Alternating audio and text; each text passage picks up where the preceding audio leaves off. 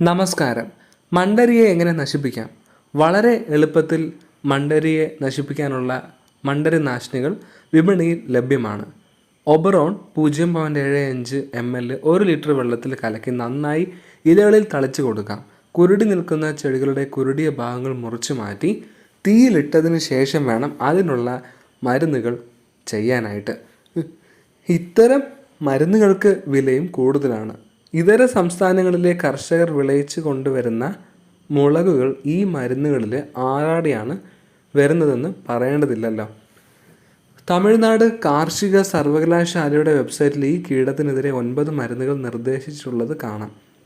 ആയതിനാൽ ഉത്തമനോട് എനിക്ക് പറയാനുള്ളത് എന്തെന്നാൽ, മണ്ടരി ബാധിച്ച ചെടികൾ നിൽക്കുമ്പോൾ അതിൻ്റെ അടുത്ത് കൊണ്ടുപോയി പുതിയ മുളക് നടരുത്.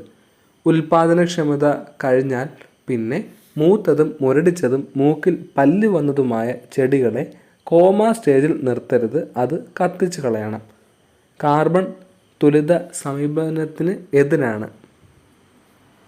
എങ്കിലും പൂർവികർ പറഞ്ഞത് പുഴു തിന്ന വിള മഴ കൊണ്ട് കൊയ്യണം എന്നാണല്ലോ. അവർ 9 തവണ രാസവസ്തുക്കൾ തളിച്ചു കൊണ്ടുവരുന്ന പാഷാണം കഴിക്കുന്നതിനേക്കാൾ നല്ലത് യഥാവിധി രോഗകീടങ്ങൾ വരാതെ നോക്കുകയും വന്നു കഴിഞ്ഞാൽ കാർഷിക സർവകലാശാല ശുപാർശ ചെയ്ത മരുന്നുകൾ ശരിയായ മാത്രയിൽ നല്ല സ്പ്രേയറുകൾ ഉപയോഗിച്ച് തളിക്കുകയും ചെയ്യുക എന്നതാണ്. മച്ചിങ്ങ അഥവാ വെള്ളക്കയിലാണ് മണ്ടരിയുടെ ആക്രമണം ആദ്യമായിട്ട് ഉണ്ടാകുക. മച്ചിങ്ങയുടെ തോടിനുള്ളിൽ ഇളം മഞ്ഞ നിറത്തിലുള്ള പാടുകളായി രോഗലക്ഷണം ആദ്യമായി പ്രത്യക്ഷപ്പെടുന്നു.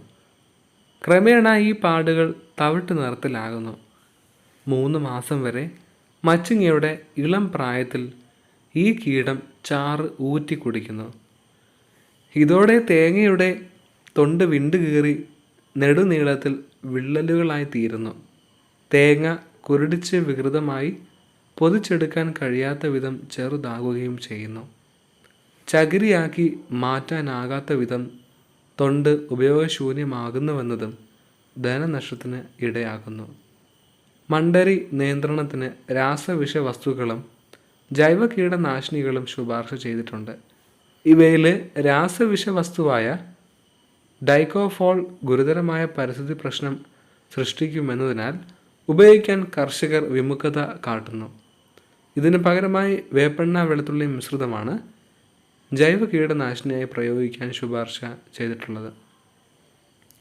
1 ലിറ്റർ വെള്ളത്തിൽ 20 ഗ്രാം വെളുത്തുള്ളി ചാറും 20 മില്ലി വേപ്പെണ്ണയും 5 ഗ്രാം ബാർ സോപ്പും ഇളക്കി ചേർത്ത് ഈ മിശ്രിതം തയ്യാറാക്കാം. ഇത് തെങ്ങിൻ മണ്ടയിൽ ചൊട്ട വിരിഞ്ഞ് പരാഗണം നടന്നു കഴിഞ്ഞ് തളിക്കുക വഴി കീടത്തെ നശിപ്പിക്കാം. അടുത്തുള്ള തെങ്ങുടമസ്ഥർ എല്ലാവരും ഒന്നായി പ്രതിവിധി നടപ്പിലാക്കിയാലേ മണ്ടരി ബാധയിൽ നിന്ന് നമ്മുടെ തെങ്ങുകളെ രക്ഷിക്കാനാകൂ.